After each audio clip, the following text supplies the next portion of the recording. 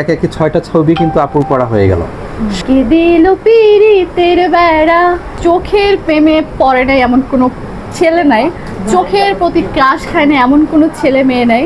মেয়েও ক্রাশ খায়, ছেলেও খায়। কি বলবো, মানে আমাকে যেই দেখে না কেন একটা বিহেভিয়ার, একটা আন্ডারস্ট্যান্ডিং এবং হচ্ছে চোখটা হচ্ছে একটা অ্যাট্রাকটিভ, আকর্ষণীয়। আর আমার চোখগুলো কেন জানি মানুষকে খুব আকর্ষণের দিকে বিকশিত করে। মানে আপনার দর্শকদের জন্য আর কি।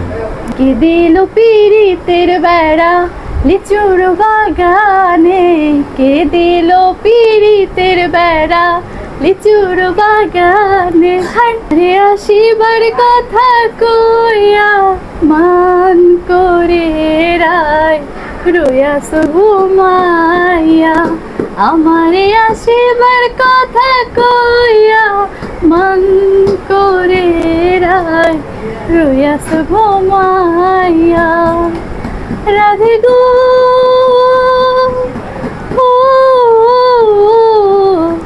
আমার কথা নাই তোর মনে, প্রেম করছো আর নিজের সনে, শুইয়া আসো নিজ পতি লইয়া। আমি আর কতকাল থাকবো রাধে গো, আমি আর কতকাল থাকবো রাধে গো। রাধে কদম ডালে বইয়া মান করে রায় রয়াস ঘুমাইয়া, আমারে আসিবার কথা কইয়া মান করে রায় রয়াস ঘুমাইয়া। কোন গান ওইভাবে কখনো শোনা হয়নি, এটাই ফার্স্ট টাইম। অসম্ভব সুন্দর দুটো গানের গায়কই অসম্ভব সুন্দর, তার আগুন ঝরা মধুমাখা কণ্ঠে। আমার মনে হয় যে আপনি যদি গানের প্র্যাকটিস করেন উনি ভালো করবেন। আচ্ছা আচ্ছা, আমার একটা গান নিয়ে কথা আছে, সেটা হচ্ছে আমার ছোটবেলা থেকে না আরেকটা ইচ্ছা ছিল যে আমি সিঙ্গার হব, কিন্তু কোনো কারণে আমার মিস্টেক হয়ে যায়, তারপর আমি অ্যাক্ট্রেস হয়ে গেলাম। তারপর আমার আসলে সিঙ্গারের প্রতি, মানে আমার গানের প্রতি এখনো অনেক টান আছে। আমি গানটা রিহার্সাল করি, মাঝে মাঝে গুনগুন করে গাই, জানি না আসলে কতটুকু পারি, ট্রাই করে। আচ্ছা, আমি একটু অ্যাড করতে চাই, সেটা হচ্ছে যে আপুর সাথে যখন প্রথমে ফার্স্ট পরিচয় হয় তখন তো উনি নাটকেই বেশ ফোকাস করছিলেন এবং ভালো ভালো কাজের মধ্যে দিয়ে এগিয়ে যাচ্ছিলেন। ৬টা ছবি, একে একে ৬টা ছবি কিন্তু আপুর করা হয়ে গেল।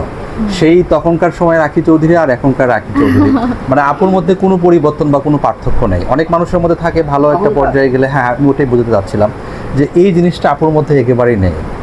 না, এই ফার্স্ট টাইম আজকে আপুর কণ্ঠে গান শোনা হলো। আসলে গুড লাক, সো জানলো এবং দর্শকও জানবে। তবে নেক্সটে যদি কোনো কাজের আবার কাজের সুবাদে আপুর সাথে কাজ করা হয়, সেক্ষেত্রে আমি এই শুটিং সেটে আপুকে আমি রিকোয়েস্ট করব যে ওখানে যেন গান গাওয়া হয়। তুমি সবসময় সবার সাথে একই রকমের বিহেভিয়ার করবে, সে তোমার সাথে যতই খারাপ ব্যবহার দেখবে না কেন, আমি যদি ভালো হই সমাজ ভালো, সবাই ভালো। আর আমি যদি খারাপ হই সবাই খারাপ। সো নিজে ভালো হলে সমাজও ভালো। আমি ট্রাই করি আসলে ভালো থাকে। তবে এরকম একদম ন্যাচারাল মানুষ, স্বাভাবিক সবাই যেরকম হয়, আমি একদম সিম্পল।